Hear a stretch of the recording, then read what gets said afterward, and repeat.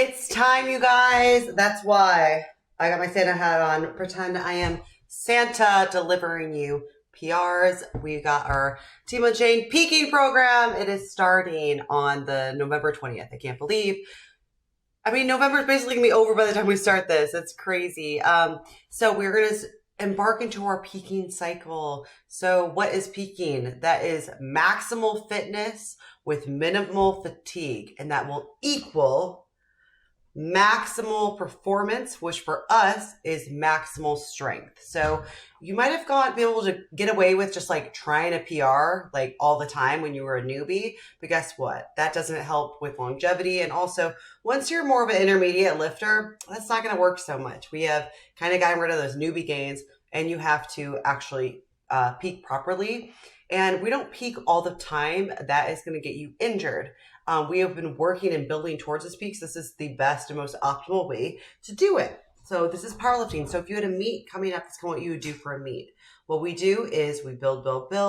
And as we get higher intensity, eventually during our peak, we taper everything so that's less volume, less crazy accessories. We're not going to be doing like Bulgarian split squat drop sets right now. So keep that goal in mind. I know we like to go to the gym and just like murder ourselves and be like, oh, I want to feel like I had a good workout.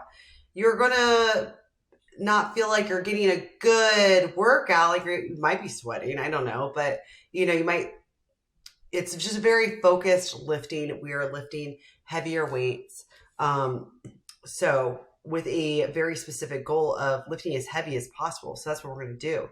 Sorry for so many notes. I just wanted to give you guys the lowdown of the plan. We have some heavy doubles, heavy singles, because you might by the December 4th feel like kind of crappy, tired, beat down, and then you have a little deload, and then we max out. And I did that the week before Christmas. I know a lot of you guys have travel plans, so Christmas after that, it's gonna be another deload, but it will be some new fun stuff to get us ready for the fitness phase, but it won't exactly be the start of the fitness phase yet. I just wanted to do a very fun week, give your body a break, and I just deloaded 2 weeks before, so I didn't want it to be boring. So that's what's going on. Now we have max squat warm up. Now, as you can see in this cycle, pretty simple. Obviously, as we get into the exercises, like I might have more notes that go into it for sure. But, we're not doing like crazy drop sets and stuff like that. Like I said, I have so many notes here. I hope it doesn't overwhelm you. I want you guys to just, this is just all tips because I get so many questions like, how much do I rest? If you need more than 5 minutes, that's okay. But definitely keep it less than 10 minutes. But as we get to the maximal weight, it's just important for you to feel rested and like you can do the max weight. So if you need more than 5 minutes, that is totally okay. But for now, I say the minimum 3 minutes. So make sure you time yourself because a lot of us just get so hyped up and want to keep going. And then there's some of us who just sit on our phones or talk to our friends and then you eventually get out of it and get cold. So I also give you warm-up guidelines, just how I would approach these weights. Now, you might need more or less. The most important thing is that you aren't doing anything more than a single, a double, past like 80%. Conserve your energy. We're not going to get the workout going up to the max. We are going to be, just trying to hit those heavy weights. It's going to be a heavy double at 92%. And you have a few of them, and then we back down sets. So instead of having pause squats this time, we actually just have back down sets there. With bench press, we have our focus on bench press and of course maxing out our dips. I'm so excited for this. We're going to do that the week of our deload before our max. I know that's not really a deload, but it's not going to fatigue you too much, but it's going to give you more of a chance to either get your first dip or get a really heavy dip. Now with board press, you don't have to do board press. I've seen some suggestions here of how you could do something that reduces your range of motion so that we can overload your bench. It's going to be really good to get used to handling heavier weights, etc. Now, put a rest day somewhere in between all these things. For deadlift, your secondary is block pull. Now, I give you a recommendation of the percentage, but guess what? If you need to just go by RPE, you can do that as well. I say in the notes here, RP8 would be good. There, maybe creeping on 8.5 is fine. I just don't want you grinding things out, but if you are doing sumo, you might be able to go heavier. So that's why I like the RPE there. You might be able to go heavier than 87%. For block pull, for conventional, we're just trying to get extra work in with reducing the range of motion so you don't get too much beat down on your body. So it's just kind of a way to balance it. So, keep all that in mind. Isolateral row machine, I have lots of notes here.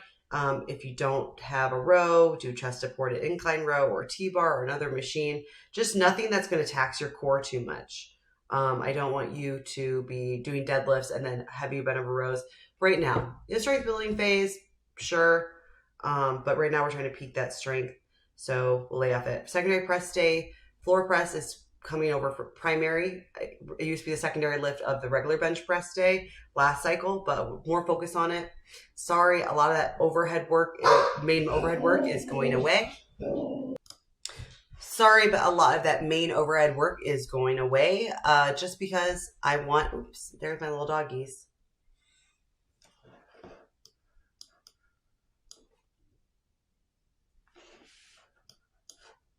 A lot of that main overhead work is going away just because we need to focus on our goal, which is maxing out our bench press.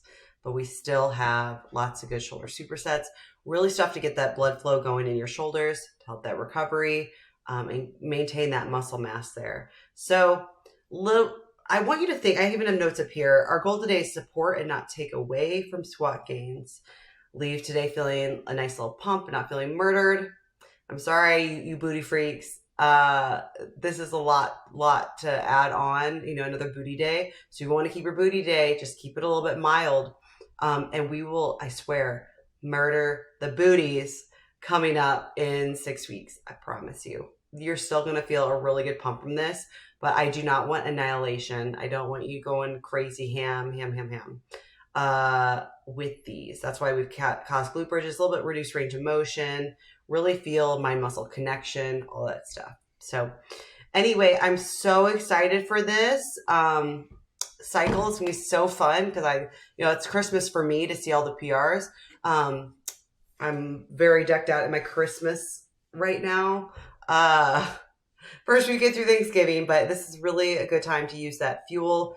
These workouts won't be, you have less volume, so you can have more, you might even have, it takes a lot of time to warm up to these bigger weights, but maybe you have more time after your workout to recover. So anyway, enjoy these times, and we are going to finish out 2023 super freaking strong.